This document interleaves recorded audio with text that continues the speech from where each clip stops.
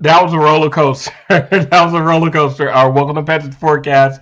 I'm just going to give you my thoughts on this game. Unfortunately, we lost to the Rams today. It was a great game. It was close.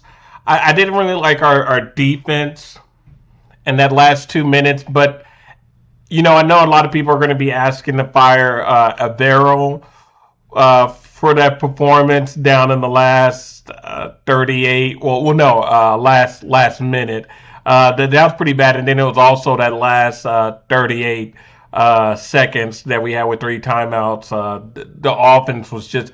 It was damn near close to like the Arizona game. If you remember when we came back, we sort of ended today's game in similar fashion, the same way we did with the Cardinals.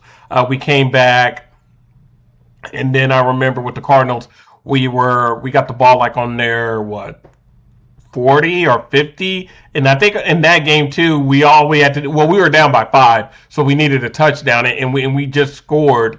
Our offense was moving up and down the field, and we just laid a goose egg.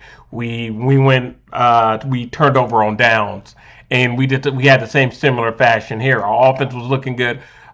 We got the ball. We had the ball with 38 seconds, three timeouts, and down 3 points, and we just could not move the ball to even get close to a field goal. We got 0 yards on that play. And the irony is that Jimmy Horn. I know at the beginning of this, well, no, at my last video, I was saying that we needed to see Jimmy Horn more, and the irony of him dropping the pass. So it was pretty bad. But there was also a lot of good in this game. Jalen Coker, like my God, this dude had a monster game with 9 receptions, 134, and that touchdown. That was huge. And after he scored that touchdown, we had that. This game we made big plays, and then we also had some like young team mistakes, and some of those young team mistakes was the Trevor Etienne fumble on the special teams, so that didn't help us out. That I believe they either got like 3 points or a touchdown, the Rams, but you know what I'm saying. You take those points off the board, it just doesn't help us. And then earlier in the game, we had Bryce Young's interception, and I thought it was pretty weird. It seemed like we went away from how we beat the Rams last time. The last time we beat the Rams, we were balancing Chuba and Rico. I don't know if Rico got hurt, but like we didn't really see him too much in the first half. They gave him the ball sparingly. I don't understand that. In this game, Rico had the ball. Let's see, about 5 carries. He had 5 carries, and you know, Chuba had the ball 13. So we ran the ball more with Chuba. I don't know if Rico was hurt, had a hamstring, or so.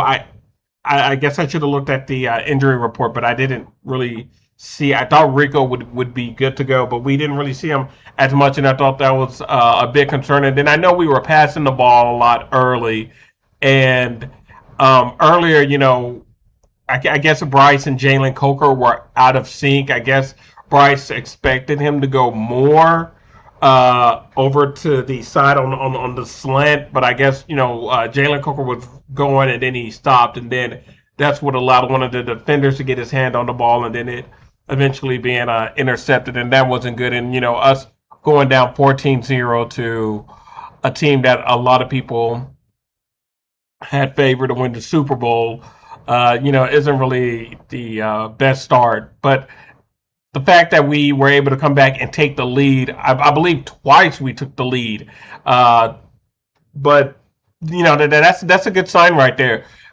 This team is young. We're gonna get the pieces in the draft, and then with us losing this game, our draft pick is gonna be 19th. So we're gonna have the 19th overall pick in the draft. So right there in the middle, that's not really too bad. I'm going to be having a mock draft coming out maybe tomorrow or maybe Monday. It might be Monday, but I'll have another mock draft now that we for sure know our position. But back to the game, that JC Horn not being in that last 2 minutes of the game. It's crucial after that completion to Puka Nakua where Matthew Stafford threaded through the middle, and I don't know if it was Nick Scott or Mike Jack that was trying to hit. No, I think it was no, it was a linebacker, Geraldus. Geraldus, he ended up running into J.C. Horn, and J.C. Horn was in the blue tent, and we did. He didn't come back on the field, and I think that hurt us. I think if J.C. was on the field, we'd probably be going to Seattle for the playoffs for the divisional round. But with J.C. Horn not in the game, it made it tough because I mean we were doing pretty good.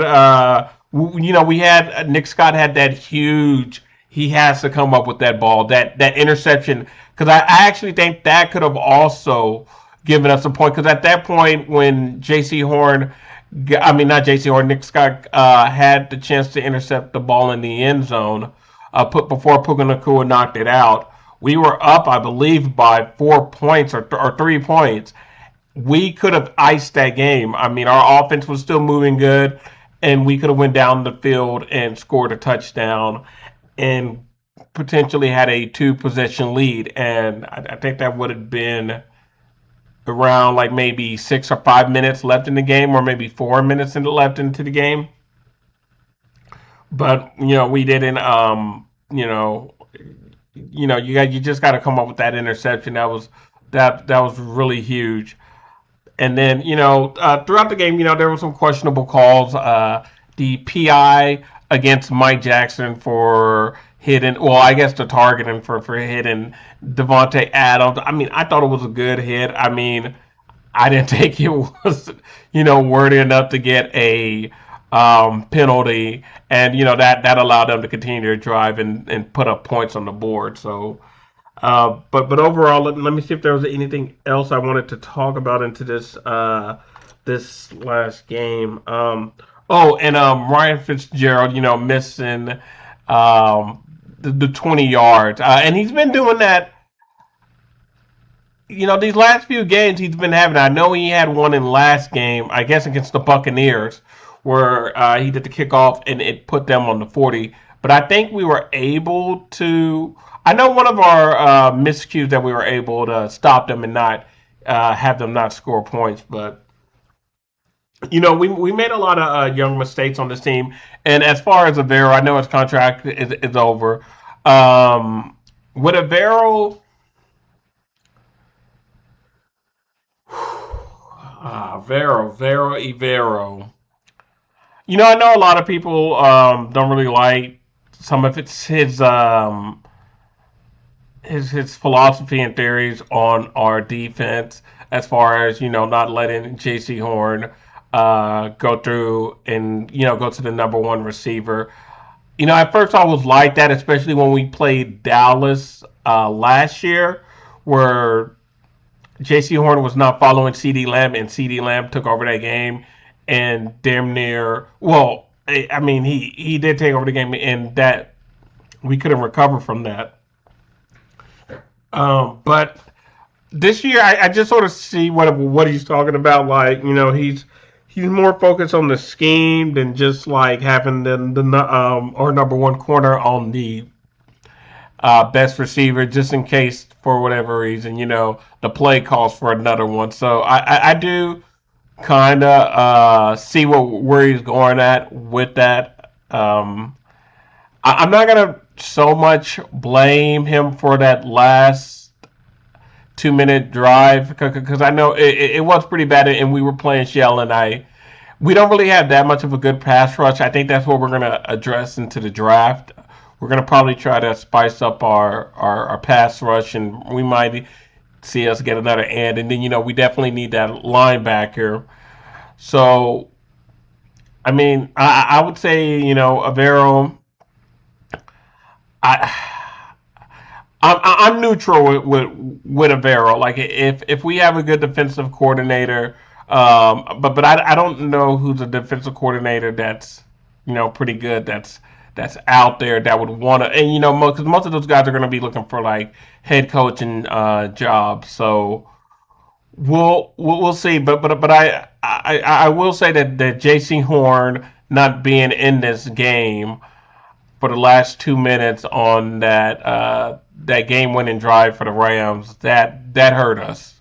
I mean, J.C. Horn is our All Pro back to back corner, and he was not on the field.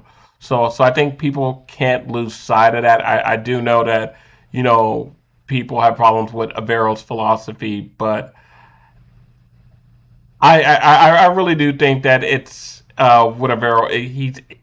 It's not that bad. It's not that bad. I don't want people to make like haste decisions, and then we get another defensive coordinator, and it just goes to shit. Or he's out here just dialing like crazy blitzes and whatnot. That today's loss really came down to us being a young team, making a lot of mistakes, and another one. Now that I thought about it, what the hell was that screen? I don't understand why the Panthers were trying to get cute. There was, it's drawing a blank on me when we called this screen, but it was later on in the game. There was a to Jalen Coker. That was like I know Jalen Coker was balling and he was doing his thing, but Jalen Coker's not necessarily a screen kind of wide receiver. You know, I know Jimmy Horn had a drop that pretty much ended the game, but hell, it made more sense to give Jimmy Horn that play, or shoot, maybe even like David Moore, or I would say even XL. I just don't understand why we were trying to get cute and run a screenplay with Jalen Coker. That was a bad play, and also to get on Canales for that last 38 seconds. Like I understand the defense didn't have their star player in J.C. Horn, and I think maybe Charles could have been out, or some of our other defensive players could have been out of that game because of that collision, and they were probably in the tent. But with Canales, we had to do a better job. Like that's that's about twice. Yeah, the Cardinals game and the Rams. And to be honest, the protection in the pocket was good. Now, this might also point to the fact that we are going to need to draft another playmaker. Like I get Coker had a great game this game, 9 for 134, and then T Mac, 5 for 81. He did his thing. I know they were probably doubling T Mac and also shadowing him and whatnot. But Coker having this great game is great. It's a good sign. I I mean, Leggett has only been targeted. Let's see in this game. Let's see. Leggett targeted 4 times. Coker 12. T Mac 7. 4 and yeah. With Leggett, Leggett he's an anomaly. Coker's I would say I think Coker's more of a three.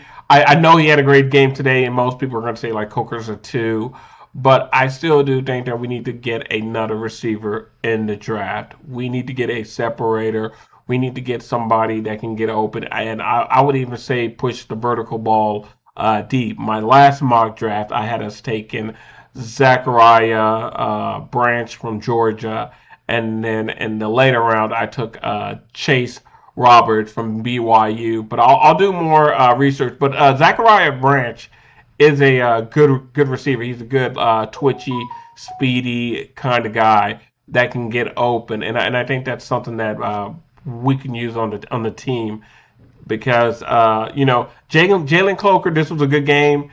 Um, but we're going to need somebody. I think Jalen Coker, he can catch the ball intermediate to deep, and T Mac it's right now. He's more like short, intermediate. At times he can get something deep, but we're going to need that deep ball threat, and we're also going to need somebody that's hard to cover and get separation because I think that's one of the big things with this team and why we flustered in that last bit. But And then on that fourth down play, you know, I think we were trying to, and this was the first drive that we had. I think we were trying to recreate lightning in a bottle with. Let me turn that off. We were trying to recreate lightning in a bottle, and you heard me say that in the. Let me go to my channel real quick so I can show y'all. Let me go right here. Yeah, so if you watch this video right here, you'll hear me talking about how we cannot rely on try to catch lightning in the bottle twice with these fourth down miracle plays, and it looked like that's what Canals was trying to do in our very first fourth down conversion attempt. We were trying to because it's pretty much the same play. You know, Bryce like pretended to do a handoff, and he went around trying to look and find somebody running deep, and then it was one of those things where either Bryce has the option to run for the first down, or else the teams are gonna look at Bryce, pulling out to the side, and they're gonna try to come back, and then Bryce would hit somebody over their head for a first down or even a touchdown. And that didn't really happen on that play. I'm not gonna really focus too much on that play because I had no the only problem I had was that I thought we were trying to recreate lightning in the bottle, and I think it would have also been good if we would have just punted in that in that situation instead of giving the Rams a decent field, because I believe that was on it was near like the 40 or the 50 when we went for it on fourth down. Yeah, I think it was on their 40 when we were trying to go for it on fourth down, but. Yeah, overall, this has been a great year. We won't, we didn't get to make it to the Super Bowl. I was hoping that we would, take some team by surprise, and we almost got the Rams by surprise. But overall, it's been a good year. Next year, we just need to make sure that we can re-sign Rico Dowdle. Also, make sure that in the draft we have to get that linebacker and we have to get that wide receiver. I think those are like the two most important things that we have to hit in that draft. I would also put down corner, but with JC and Mike Jack playing good, and corners get beat at times. I mean, it's not as much pressing that we get a corner ASAP. But we do need to start getting like a corner that can probably guard these sort of shiftier, fast wide receivers, these twitchy guys like Chris Olave, Puka Nakua, Jalen Waddle. We need to get a corner that can do a good job of going out after those type of receivers. But we need that linebacker. We need that quarterback on the defense, and also a linebacker that can create pass rush and get to the quarterback. And then with the receiver, we need like a deep vertical threat, somebody that can get open. We're going to need two receivers. We're going to have to touch up that thing because I just don't know if XL where he's going to be at next year as far as his development and his production is going to be. But we can't count on Jalen Coker, and we can't count on T Mac. And as far as like Jimmy Horn and Bryson Tremaine and David Moore, we just gotta hope that these, especially Jimmy Horn and Bryson Tremaine, but these are younger guys. We just gotta hope that they improve over this off season. And then let me take a look at my notes to make sure that I don't have anything else to say. Oh, that Isaiah Simmons block punt, that was huge, and I forgot to acknowledge Isaiah Simmons. We got him earlier this. Well, what I say earlier this year.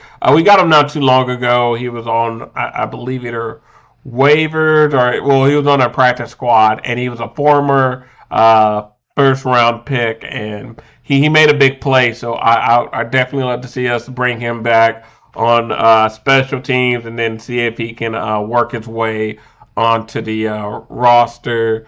But he's already on the roster. What I meant to say is work his way into like playing some linebacker. But we still need to get a linebacker early in the draft. We definitely do need to get our linebacker early in the draft. But I wanted to bring up that play. That was huge. That was a huge play that got us back into the game. And it's crazy. I think that was right after. That's probably like a drive after when Nick Scott had that chance to intercept Matthew Stafford, and that probably I still think that if Nick Scott would have gotten that interception, that would have put the game away. We would have won that game and would be going to Seattle. But and then also if J.C. Horn doesn't get hurt, and he's in the blue tent and he's out on the field, we probably get that win against the LA Rams would be heading to Seattle. And I'm just gonna take a look at my notes to make sure that I didn't forget to talk about anything else that I noticed on the game. But yeah, so just talking about the content I'm putting, I'm probably gonna do like a mock draft maybe every other week, or just maybe like I know for a fact I'm going to do one coming up either tomorrow or Monday, and then I'm going to wait till maybe after the Super Bowl to do a mock draft, and then I'll do a mock draft like during free agency, and then I'll do one close to yeah, because the free agency is like in March, so I'll probably do one maybe at the start of April. So yeah, I'll space them out, but I'm not gonna be like other guys doing like a mock draft, like 3 times a week. And then each time I'll do a mock draft, I'll do a 7 round mock draft. So, but yeah, this is Panthers forecast. This has been a great year, and I'm gonna go ahead and call it for next year. Don't be surprised if we win 11 or 12 games. So that's gonna be my um well, it's not my goal since I'm not on the team, but that's my prediction for next year. I think that next year we can probably next year we'll win double digit games. We'll win more than 10 games. That's what I'm going to go on. So next year we should win about 10 games. And I also want to say that for Panthers fan, as far as my concerns for our division, I do think that the New Orleans Saints are going to be. I think the New Orleans Saints have our number. Like they just have our number. It happens. Every team in every division has a divisional foe that has their number, and it's just that the Saints have our number with Tyler Shogg and Chris Olave, Kool Aid, McKinstry. They got our number. The Falcons is who I'm going to be focusing on their head coach search. I just saw something with Jim Harbaugh talking about that he's narrowing his teams down for interviews. I wouldn't now. There hasn't been any discussions on who those teams are, but I would not be surprised if the Falcons somehow were on that team, because I know there's like the Raiders are still looking for the coach. Miami's looking for a coach. Whatever team is looking at, maybe like Arizona might be looking for a coach. Out of all the teams that I think that are looking for a coach, I can't think of them all on the top of my head, but I would say just based off the roster of the teams. Well, okay, it's probably Baltimore where John Harbaugh got fired. So that's probably like the number one where I think where most coaches would be like, hey, I want that place where they got Lamar Jackson, Derrick Henry, and they got some pieces on defense. So the Ravens are probably like the number one spot. But I would say the Falcons are second, and the Falcons would definitely have to be second as far as from a roster standpoint of who would you want. Now, most people will say that there might be questions on the quarterback. I think Penix is good. I just think that the only thing with Penix is that his injury history. I think he may have torn. I actually really believe he torn his ACL maybe like 2 or 3. I know he's had major knee injuries. That's what caused him, some issues. I think he used to play with Indiana before going to Washington.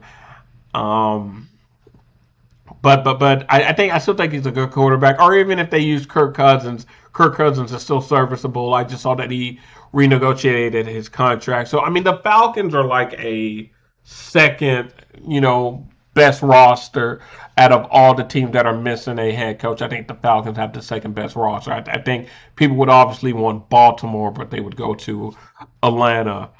But yeah, that Atlanta head coaching job spot, I think Panthers fans, we have to keep our eyes on who gets hired there. And then also, it'd be interesting to see what Tampa Bay does for their offensive coordinator. What if they bring, what's his name? Cliff Kingsbury or Mike McDaniels? That is something that I'm sort of concerned about. And the Buccaneers are going to be picking. I think the Bucks have the 14th pick overall in the draft. So the Saints have the ninth or eighth pick in the draft. So they'll be picking top 10 and get a pretty good player. And the Falcons do not have a first round draft pick due to trading up to get that defensive end from Tennessee, whose name I can't recall, but I think it's James Pierce Jr. Yeah, it could be James Pierce Jr., but I do know it was a defensive end at Tennessee to go with Jalen Walker, who a lot of people thought the Panthers were going to take from out of Georgia. But yeah, that's all my notes about this game. It was a roller coaster game. It was a great game. Sadly, the Panthers, they came up short. Early turnovers, and I just think the first time being in the playoffs, jitterbugs. But once the Panthers were able to settle down, calm down, they were able to have a chance. They had two chances. That Nick Scott interception was crucial. That was crucial. That was really crucial. And we may have had three chances because I do think we went three and out when we were up by 3 points. That would have been the same. I think that was the same drive with the Jalen Coker screen, which was just bad. Like, why are we doing that? Like, you could have put Jimmy Horn. It would have made more sense. I know as much as I talk about, like, oh my God, Jimmy Horn in a sweep or Jimmy Horn in a screen, but it would have made more sense that time to have Horn in. But just a young team. And then the last one, the last mistake is it's not really so much a mistake, but it was just Jason Horn just not being out in that last 2 minute drive to help stop the Rams from scoring a touchdown from eventually taking the lead. I think that was really big, and I think that's something that Panthers fans cannot lose sight of. But overall, again, great game, roller coaster ride, early turnovers, but we were able to get back into this game and have about like 2 to 3 decent opportunities to put this game away. And this is a good game. I mean, I'm excited for next year.